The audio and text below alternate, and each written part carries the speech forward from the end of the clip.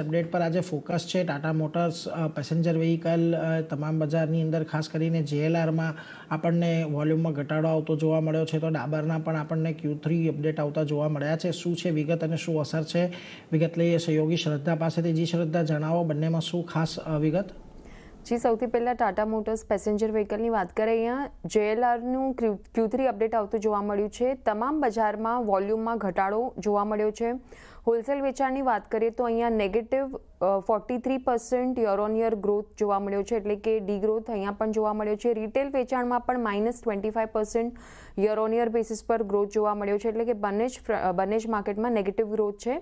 ત્યારબાદ JLR Q3 volume ઘટવાના કારણો પર નજર કરીએ તો સાયબર અટેકના કારણે ઉત્પાદન અટક્યું હતું, જે રીતે આપણે જોયું હતું થોડા સમય પહેલાં સમાચાર આવ્યા હતા.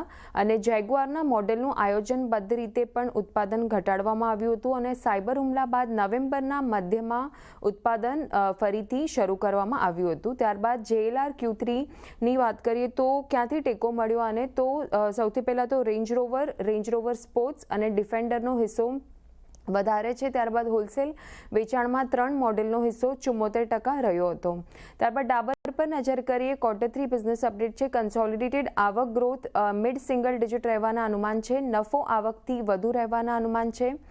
ઇન્ટરનેશનલ બિઝનેસથી પણ ડબલ ડિજિટ ગ્રોથના અનુમાન બનતા દેખાઈ રહ્યા છે. હોમ પર્સનલ કેર ઓપરેશનમાં પણ ડબલ ડિજિટ ગ્રોથના અનુમાન બનતા દેખાઈ રહ્યા છે. હેલ્થકેર બિઝનેસની વાત કરીએ તો અહીંયા લો સિંગલ ડિજિટ ગ્રોથ રહેવાના અનુમાન છે.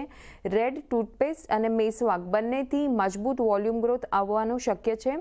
અને એક્ટિવ પોર્ટફોલિયોમાં 30%થી વધુ ગ્રોથનું અનુમાન બનતું દેખાઈ રહ્યું છે. અને ઈ કોમર્સની વાત કરીએ તો અહીંયા પણ મજબૂત સિંગલ ડિજિટ ગ્રોથ રહેવાના અનુમાન બનતા દેખાઈ રહ્યા છે. બિઝનેસ અપડેટ બાદ બંને જ સ્ટોક આજે આપણને નેગેટિવ કારોબાર કરતા જોવા મળી રહ્યા છે. એટલે જો ખાસ કરીને બંનેમાં દબાણ છે Q3 અપડેટ બાદ આજે, એટલે એના પર એક નજર રાખતા રહેવાની છે. આભાર શ્રદ્ધા, અમારી સાથે જોડાઈને સમગ્ર વિગત આપવા માટે. અમિતજી, ટાટા